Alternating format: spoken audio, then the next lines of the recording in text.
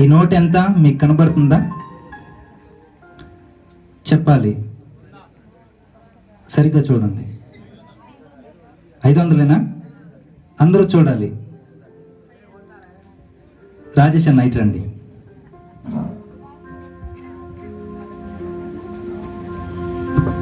ఇదెంత? ఇది 500. ఈ రెండింటికి తేడా చెప్పండి. వాళ్ళు 500 అన్నారు. ఇది జేబులో పెట్టుకొని వెళ్ళిపోవచ్చు, ఇదైతే పడేయడానికి మనకు వస్తుంది. నకిలీ నోటు, ఇదేమో ఒరిజినల్ నోట్.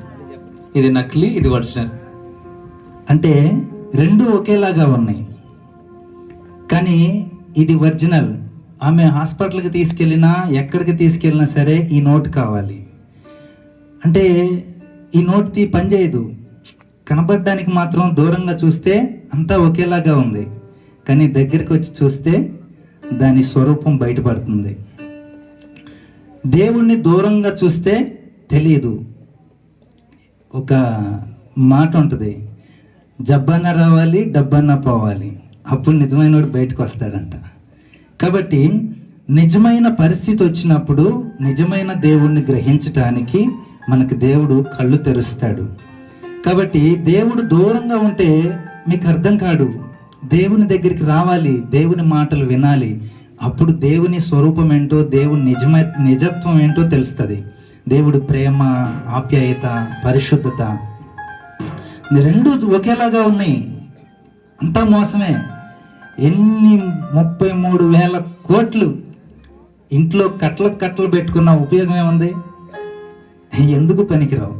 కానీ ₹1 విలువైనది.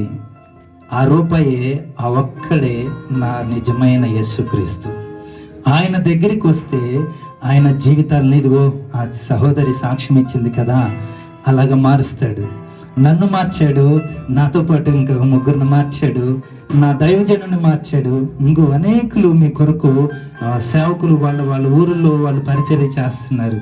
అంటే వీళ్ళు నిజమైన దేవుణ్ణి దగ్గరగా చూసి తడిమి దానికి ఉండాల్సిన నిజమైన లక్షణాలు ఏంటో, ఒక ₹5, 500 నోట్లకి, ₹50 నోట్లకి మీరు ఎన్ని టెస్టులు చేయాల్సి వస్తే, మనం నిత్యత్వంలో ఉండాల్సిన వాళ్ళం మరి ఎన్ని టెస్టులు చేయాలి? జాగ్రత్తగా ఆలోచించండి. ఇది మరణానికి, అంటే నరకానికి, పరలోకానికి వ్యత్యాసం చెప్పటానికే మీకు ఇంత ఖర్చు చేసి మిమ్మల్ని ఇంటింటికి తిరిగి మీ దగ్గరకు వస్తున్నాం. నాకు డబ్బులు ఎక్కువ ఉండి కాదు, లేకపోతే నేనేదో చేసుకోలేక కాదు. మీరు రక్షించబడాలి. దేవుడు నాకు ఇచ్చిన ఆ తలంపుని, ఆ భారాన్ని మీతో పంచుకోవటానికి గల కారణం ఏంటంటే, మీరు కూడా రక్షించబడాలి. నిజమైన నోటు తెలుసుకోవాలి.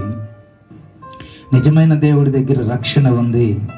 ఆయన దేనిలోనైనా ఆయన బిడ్డలు నడిపిస్తాడు. సముద్రంలోనైనా నడిపిస్తాడు, సముద్రం మీదైనా నడిపిస్తాడు. ఎట్లాంటి శ్రమలోనైనా నడిపించగలిగిన సత్తా కలిగినోడు నేను ఆరాధించే దేవుడు. ఆయన్ని మీరు తెలుసుకోవాలని నేను మీ మధ్యలో ప్రకటిస్తున్నా. దేవునికి మహిమ కలుగును గాక. అలాగ పరీక్షించి నిజమైన దేవుణ్ణి మీరు తెలుసుకోండి.